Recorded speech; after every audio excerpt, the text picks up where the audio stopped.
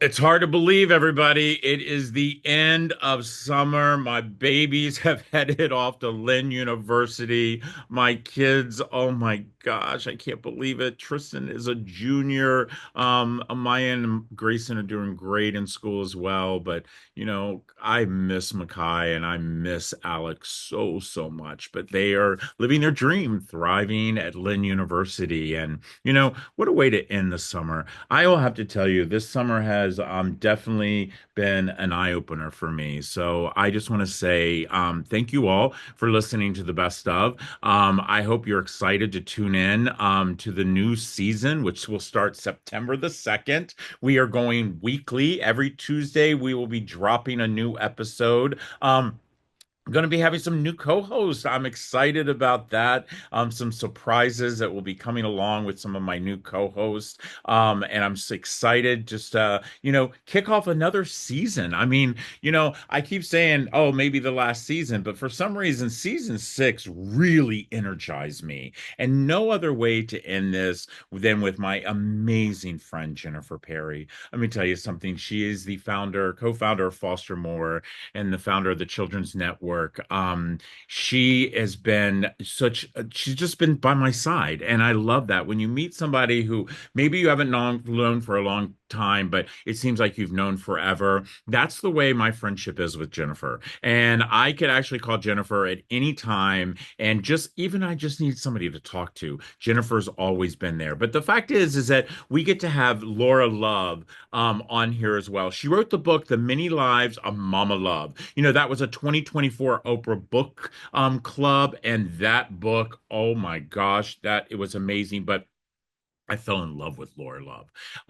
And I'm actually kind of hoping that she watches this because I would love for her to co-host season seven with me because what a great conversation her and I have. And I'm gonna have Jennifer back because there's no season without my friend Jennifer. Because we always have things to talk about. But you know what, guys? I just hope that you all realize that, each and every one of you are making a difference. The more you keep listening, the more people are recognizing that, we're talking about some great conversations, and that's what it's all about. So, do me a big favor.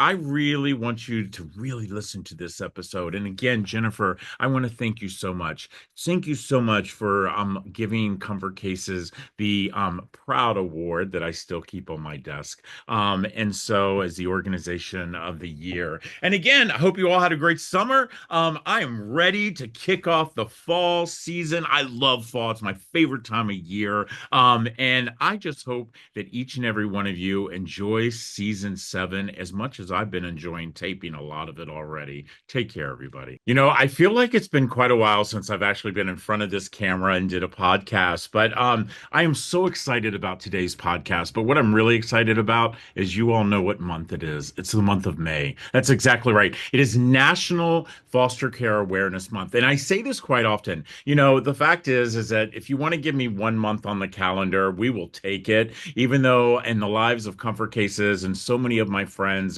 including my kids and my husband and I, we live foster care every single day. We just don't take it as a month, but it's an everyday thing. But I want to give a big shout out to some amazing things that are happening this month with our organization and with the Scheers. Number one, we have so many different campaigns that are going on to bring awareness to kids who are in foster care.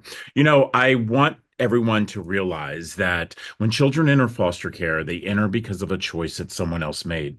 They enter because of the fact that somebody else made the choice, not them.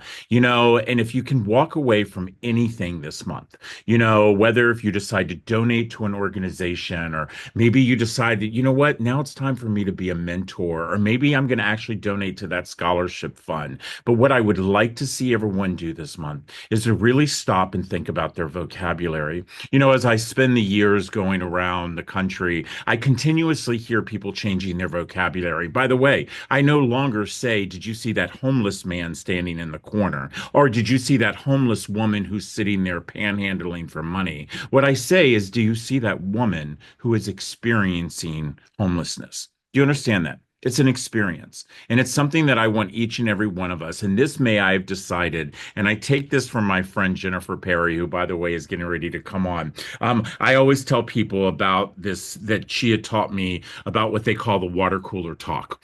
And they did this whole entire program about that. And I talk about that quite often. And I want this month for the water cooler talk to be, how do we change our vocabulary when it comes to kids who are in foster care? Because I have been around this country. I have interviewed thousands and thousands and thousands of children. And the one thing that I keep getting the same thing is, I just wish they stopped calling us foster kids. I just wish they would stop calling us foster children. I wish they would realize that we're just a bunch of kids. And you know what? That's true. These are kids. These are kids who are experiencing foster care. So, if there's something you could take away for Rob on this amazing month, take away about thinking about what your vocabulary is. I know for us as an organization, we have gone in and we have changed everything within our website. We have changed all of our paperwork where we no longer say foster kids or foster children. We say kids who are experiencing foster care. So, with that being said, I told you all this season that we were going to change things up. I was going to invite some of my dearest friends to co-host with me. And of course, we've had some great people on, but I'm so excited to invite my next co-host, and that is my friend Jennifer Perry, the co-founder of FosterMore, and she's also the founder of the Children's Action Network. Jennifer, welcome back to Fostering Change. Thanks, Rob. It is always a pleasure and a joy to be in your presence because you bring so much light and awareness to this issue. So, all the times I work with you, I come away having learned something and feeling optimistic about the work we're going to be able to do to really make a difference for the lives of youth who experience foster care. And the fact is that, I look back as I was going through my notes. I mean, you and I have been friends now for several years, and I just love our friendship. And I love whenever I need, you're always there. And you truly are a light when it comes to bringing awareness. I love what Foster More has been doing, where you have been spotlighting people every month, really trying to get us together. Because as you and I have said this for many, many times, as nonprofits, the more that we work together, we're going to move that needle a lot faster. And I'm actually starting to see that. I remember when I interviewed with you, gosh, it must have been 2 years ago, I didn't feel the needle being moved at all. But what I'm seeing now as I'm starting to travel the country, I'm actually seeing that needle being moved. And I think a lot of that is because I'm seeing these young, amazing kids who are coming up out of the system with a voice. With a voice. Do you see that? Yes, you're 100% right. In the time I've been working on this, there's been a marked increase in people's awareness and thinking about this issue that really didn't exist 15 years ago. Youth who are in foster care or experience foster care were really living in the shadows to a great degree. And the work that everyone has done to say, take a look. These are youth. They are just like your own child. They want someone to be there at graduation. They want someone to sit down at the Thanksgiving dinner. They need someone to help them with their homework. They are just like your neighbor's kid, like every kid. And that's what people are starting to think about. And it's the work you've done. It's the work people are doing to bring in a broader array of people into this issue. So one of the things we're doing with our Donate Your Small Talk campaign that you mentioned is the whole idea is anybody can be involved in foster care. You just have to donate that small talk at the water cooler so that people start thinking about these youth. And then we created a ladder of engagement. Anyone wants to help, there's a way you can get in. And that's been working extraordinarily well. That campaign's done really well. And we're starting to see, along with the many other organizations that you mentioned, a significant increase in awareness and resources for youth who experience foster care. I would tell you, like last year, I spent 189 nights in hotels as a public speaker. And I can tell you, there has never been a time that I do not talk about you and that campaign, because I truly do believe by us talking about things is where we start truly seeing the change in things. And I think that when we educate people who, by the way, I just recently met somebody on a plane, and her and I were sitting there talking, and she said, I never even thought about foster care. And now all of a sudden she's emailing me saying, what can I do? How, I feel, she's like, I felt so empowered that I needed to do something. What can I do? And I think that that's a lot of it is that people, for so many years, we didn't talk about it. We thought the government was taking care of those kids and those kids were bad kids. And I think by, organizations like yours, mine, and so many others who are bringing light to this. And by the way, so many people that are writing books that are truly Mhm. talking about their lived experience. You and I both, I mean, David and his book, you guys just spotlighted that on FosterMore.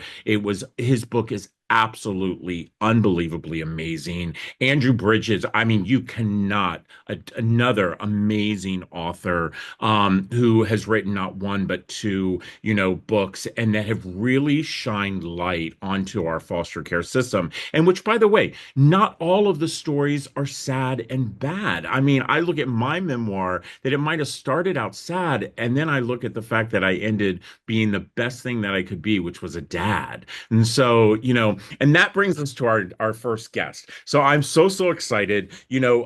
We have actually Lara Love Hardin, who actually wrote The Many Lives of Mama Loves. By the way, this is my very first Oprah Books Club author who's on here, so I'm so excited. I promise I won't ask all the questions about Oprah, but anyway, this book was what an eye opener, and I know that you actually spotlighted, and she actually won an award. And by the way, everybody, I tell you about this all the time. It is the only award that sits on my desk. I've been so blessed to receive so many awards, but this one particular award sits right here on my desk that FosterMore gave us. And so, you actually gave an award to Lara on this as well.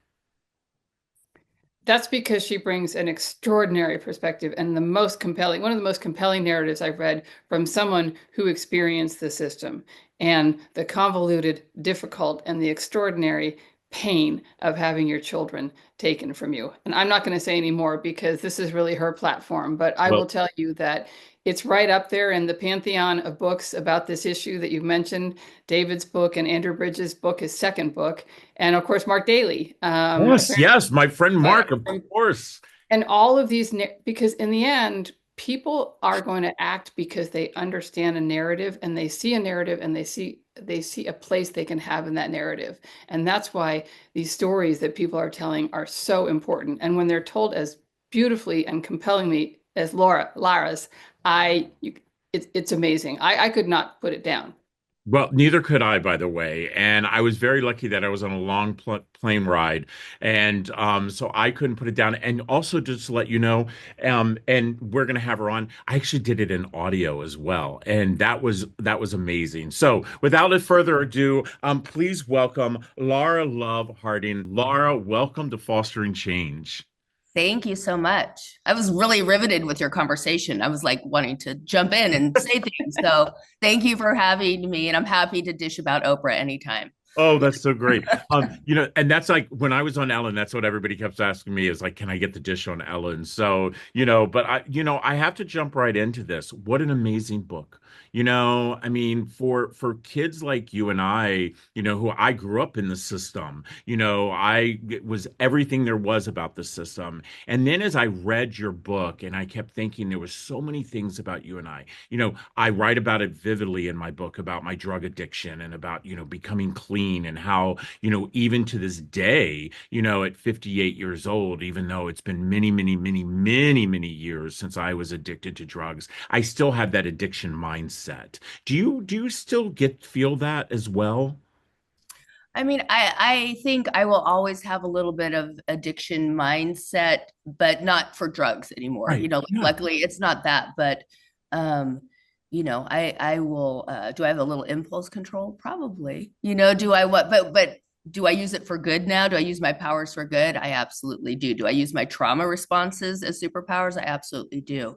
And I really appreciate what you were saying in your intro about language, and the language we use. And, I have a nonprofit that is doing gender and trauma responsive services for justice impacted women, not incarcerated women, but justice impacted women. And, that language, uh, that language changes is everything when it comes to shame. And because when you're in shame, you're not gonna you're not gonna be creative. You're not gonna write books. You're not gonna go on Ellen. You're not going to win awards, because it just sucks everything out. And I appreciate, I'm also Mark Daly's literary agent, so I helped him bring that book Oh, to the world, which, that's my day job as a literary agent. And, is a really interesting collaboration. It's even interesting to be like on your podcast and winning an award from FosterMore, because we're coming at what some people might think are opposing sides, and it's not opposing sides at all. It's a system that everyone is impacted, and everyone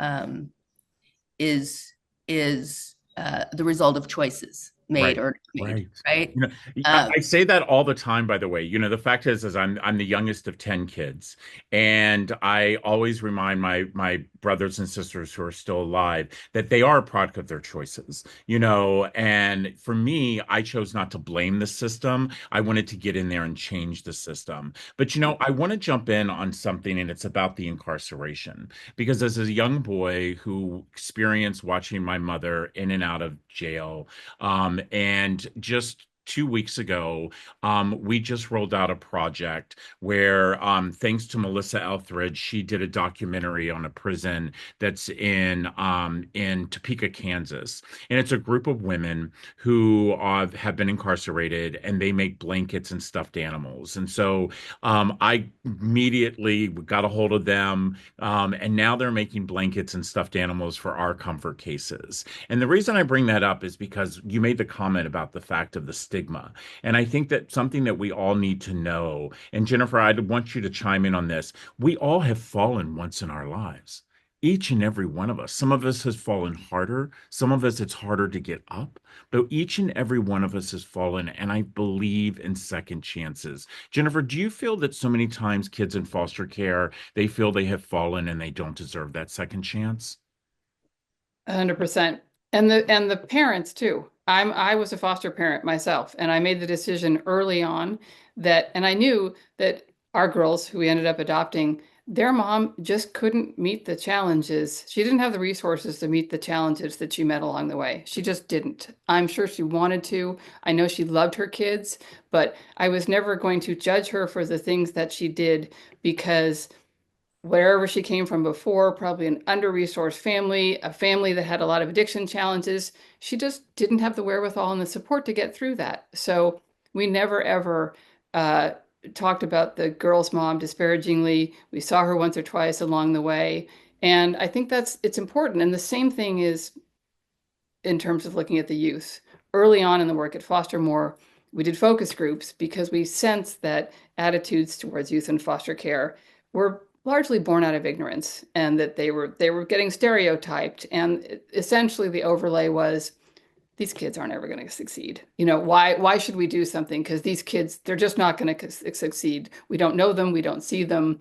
And the focus groups validated what we thought. And that's why the work you all are doing, and that's why we do the work we do, to change attitudes, change awareness, sort of flip the switch to say, if you're a youth that has experienced foster care and you've made it this far, you have extraordinary resilience. You have made it through a system that is stacked at every level completely against you. The fact you can form a complete sentence, let alone be on a baseball team, do whatever it is you're doing, makes you a remarkable human being. And it is absolutely, it is absolutely our job to see that resilience and say, let me take you by the hand and let's realize all that you have to do. I agree. I agree. Laura, I have to ask you, for me, when I wrote my memoir, it was probably one of the hardest things I ever had done. And that's even harder than being a parent to teenagers. Because it was really being raw, and really, I just, when I made the decision, and Simon Schuster came to me, I said to them, I said, listen, if I'm going to tell this story, I'm going to tell the story the way it is. And how was that for you to really, I mean, because there is a lot of things in your book that is, you know, I have to tell you, there were times that I had to take the ear sets off on the plane because I knew the tears were welling up, the emotions of remembering, and probably a little bit of the triggering. How was that for you?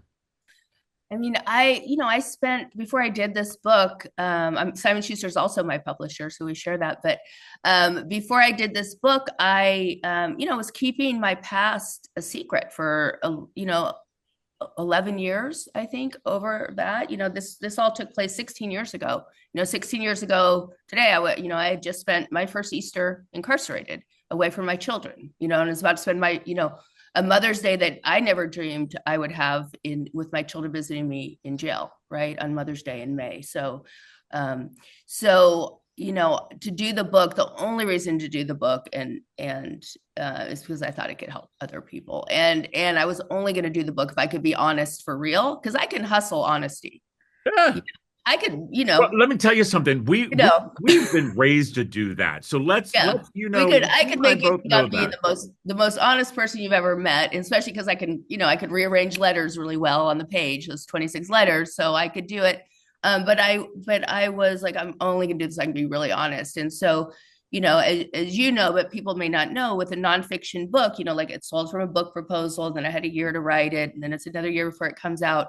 And so when I actually went to write the book, in order to do it honestly, I had to go away. I had to go away from my children, my family, my work for 2 months. I went to the other side of the world for 7 weeks and said, I'm going to be honest. I needed to be by myself, to be honest, because there's things in my book, sort of the darkest parts, that were not in that book proposal. My agent, I'm an agent, but like a therapist has a therapist, I have an agent. I hadn't told my agent, hadn't told my children, hadn't told anyone, hadn't told my editor. And I was really kind of trying to curate people's response to me, thinking about their judgment. And then I had to let that go. And there's so much freedom in just owning the story and throwing it all out there. I get asked in interviews, is there anything off limits? And I'm like, have you read the book? Yes. Like children read the book, and I've had a lot of people say, oh my gosh, I was so mad at you at this point. And I was like, yeah, me too. Yeah. Yeah. Right. But if I give you the sanitized version of from there to here, then people are not going to know that it looks like this, right? Yeah. I have to ask you though, is there something that you wouldn't have put in the book now that the book is out and it's become Oprah's book? Is there something that you wouldn't have put in the book? That's a really great question. And if you'd asked me any other time, I would have said no. But there's one sentence I would change in the book, actually. And I was just thinking about this weekend, because a friend of mine was visiting me here and said, if you ask Siri for quotes from you, all these quotes from your book, and he started reading them, and one of them was this one sentence I would change. Like, I heard it and cringed, and the sentence is, it's in the beginning: everybody's parents loved me except my own. That's the sentence I would change. And that's a sentence, if my mom were alive, would hurt her deeply, because I can't forgive myself and have compassion for myself and not forgive and have compassion for my mom doing the best she could do. And even though my goal my whole life was to do everything opposite of how the family I was raised in did things, but wherever we go, there we are, right? And so I think that's the one I would mitigate that sentence. I would say, everybody loves me, I thought, except my own, because it was true. I believed that for a long time, but with age and talking about a memoir for years comes some wisdom. And I was like, I actually don't. At that moment when I wrote that in Thailand, far away from the world, and I was deep in everything, that's what I felt. And I think I would change that one sentence. Wow. Thank you so much for being so honest. The fact, Jennifer, you and I both really believe that books like this, truly, it does make a difference, because what I see, and I'd love to know how you feel about this, Jennifer, is, as we were talking earlier about kids who are growing up, out of the system, kids who are starting to really tell their story and truly be honest within themselves, I feel like it's a healing mechanism. I truly do. I believe that it's a healing tool for them. And maybe they don't publish a book and maybe it doesn't become a New York bestseller, but the fact that they actually put pen to paper and get all of that out. And as Lara said, that forgiveness part, I'm really big in forgiveness because, and it's not for you, it's for me. Do you feel that, we should see more and more of that, Jennifer, with the youth who we see are aging out of our system? Yes, and I think that's why you're seeing a lot of organizations that are really looking and saying, okay, own your story. Let us tell your story. Because in telling that story, you are re-looking at some pieces of it and understanding pieces of it with a different perspective that will help you navigate life a lot more readily without getting stuck. I mean, certainly these youth that have experienced this have a lot of anger and shame and guilt and profound sadness. Sometimes I tell people the youth who've made it, I still sometimes, and by making it, I mean they're living, they're living a fulfilling life. I often feel this brittleness. Like in order to do that, you're still always living on the edge. It's Yeah. almost like if you push the glass a little too hard, it will shatter because it's so hard to rebuild your past and live in that present when the past has been what it is. So that's a really long-winded way No, I of totally saying agree. yes, but it's very palpable. Even some of the best authors that we have, you feel, and it's something I think we need to address. You sometimes feel like there's in spite of all they've gotten done, they're still living a little bit on an emotional precipice. Oh, And I think that's something we all have to think about because I think sometimes you meet these youth and you're like, oh my God, look at you, you've done so much. But the past is always hovering and it's that much more difficult. yeah.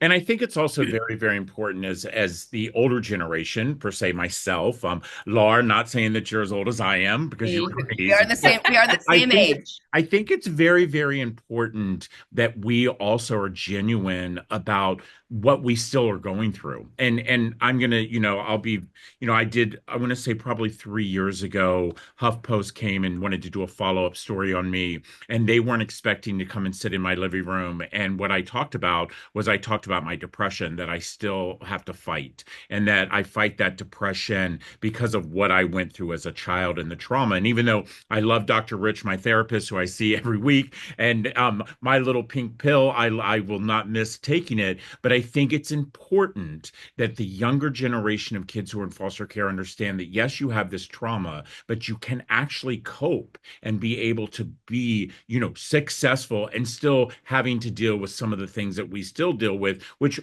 by the way, Laura, I would expect even triggers that, I mean, I know, for instance, for me, there'll be sometimes that I will smell something and it'll remind me of the abuse that I went through with my father and my mother. And so, I think we as older generations need to be more open about that. Yeah, I think, I think to go back to what you're saying, Jennifer, I think policy and protests are great, but narrative is the only thing that makes change in this country or in the world even.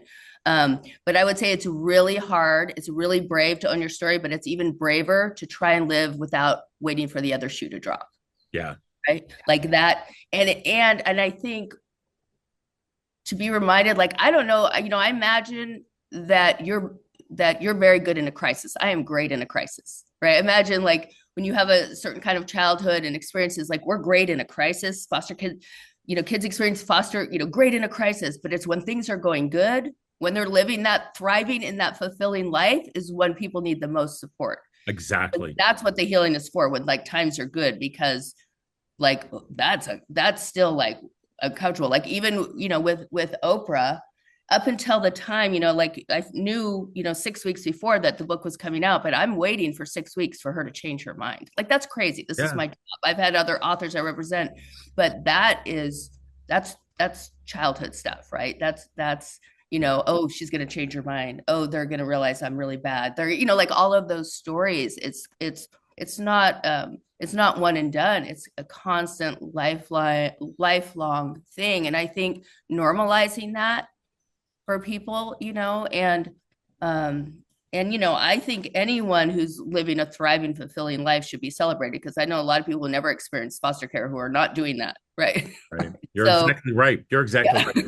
Let me tell you something. I absolutely love the book, guys. You know, I tell this all the time. It is definitely this is my book. You know, I've had, and by the way, I've had a lot of authors on in the 6 seasons that I've been doing this, and this is definitely a book that just absolutely it just something in my heart. And you know, as we end this, I'd like to ask each one of you a question. And number one, Laura, I'd like to ask you, what do you want someone to take away from after reading your book?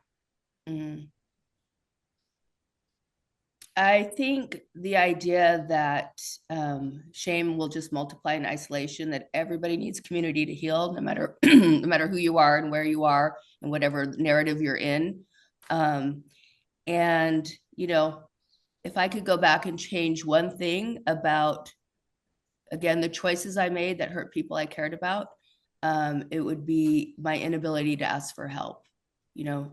And so I think that, you know, ask for help all day, every day if you need it. I love that because yes, I agree with you and like that. And Jennifer, my friend, you know, I don't like to get political unless you and I are just talking alone, but I have to bring up something that has really bothered me in the last several days. And it's bothered me because of the fact of the stereotype that we continue to see people put people in.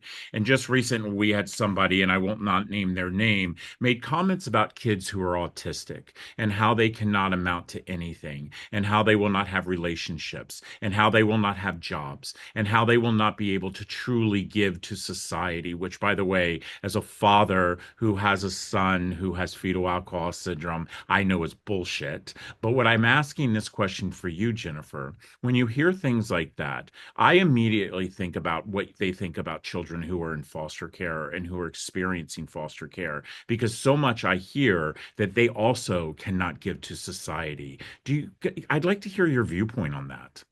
I mean, it makes me angry because it's still so pervasive. It's just an assumption based on ignorance. And so many people have not had any contact with a youth in foster care, with a biological parent who lost their kids. It's simply because we have sort of said, you're over here and we're over here, and never the twain shall meet. And really, what if I wanted to say to people, every youth in foster care deserves success. So does every bio parent. So do all of us. The assumption that because they are in a part of society that we tend to look away from does not mean that they don't deserve everything that we have to give to them. And this marginalization of any community that is being taken on by the gentleman that you mentioned, it is the kind of thing that's happened to youth who are experienced foster care over the years. It's changing slowly because we have some extraordinary spokespeople who are out there. The child welfare community has gotten stronger and larger. I can tell you that living in LA, there were a handful of organizations working on this issue. Now there's more than I can count, or it would take up a whole podcast to mention them. There's been incremental change, and it is books like Lara's. It is people speaking out, because part of it was youth who had experienced foster care. Nobody talked about it. I mean, Rob, what you're doing is extraordinary because people felt that they weren't worthy, you know? And so if no one is talking about something, and if someone is embarrassed to talk about a life experience that wasn't even their choice, that is just so wrong. And so we need to fight back at anyone who is engaging in the kind of rhetoric that the gentleman you mentioned is. And I mean, it's up to all of us to say, it's the same starting point for all of us and for all of these youth, and it needs to be the same ending point. And you know what? It's up to us to make that happen. I agree. I agree. Well, listen up, ladies. Wow, what a way to kick off National Foster Care Awareness Month. You know, listen up, everybody. I say this quite often. You know, the world actually spins not on an axle, but the world spins because of the doers who push it every single day. And these two mighty women who are right here, they are my doers. And that's the reason the world is going around. And by the way, ladies, I tell my daughter all the time, if men would just realize that women do rule the world, the world would be a hell of a lot better. And I also remind her that I've raised her as a princess, so she will be a queen one day. So listen up, everyone. Until next time, do me a big favor. There's going to be a link. Go on, read the book, but do me a bigger favor. And I say this all the time. For authors, you know what we really want you to do? Read the book, write a review, and then pass the book on. Pass the book on because there's no such thing as a used book. It's only a book that's been loved. Have a great day, everybody.